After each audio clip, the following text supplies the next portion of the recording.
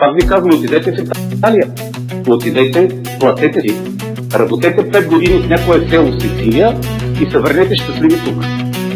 И ако си мислите, че в година ви чака всички са отворени приятели, като сести, желая ви успех.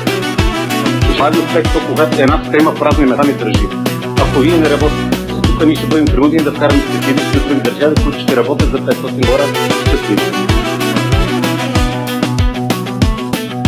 Лекар не съм, нито чистач, цяла Сицилия на мен ми завижда.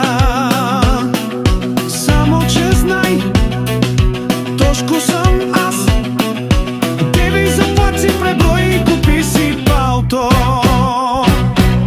7-8 малко комисии, 7-8 новинарски емисии, 7-8 лесно лекува глава.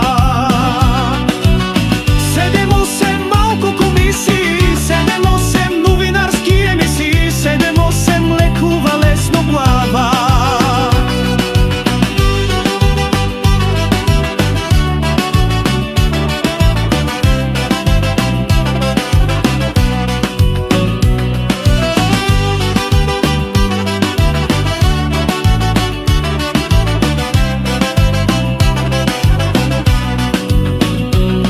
Не питай защо, нагъл съм аз си хвани това ресто и си го задръж. Кралят съм аз, в Сицилистан, Шиши е горд на трибуната, аз съм истински мъж. 7-8 малко комисии, 7-8 новинарски емисии, 7-8 лесно леку глава.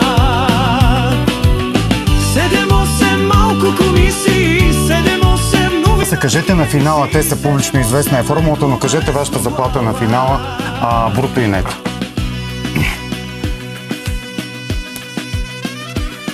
Сега, много интересно, вие кажете вашата заплата бруто и нето. Няма да я Вие кажа. сте народен Вие сте народен представител. Моята заплата е публична, кажете колко е. Защо да я проверям, като мога да ви питам? Защото тя е различна всеки месец, честно да ви кажа.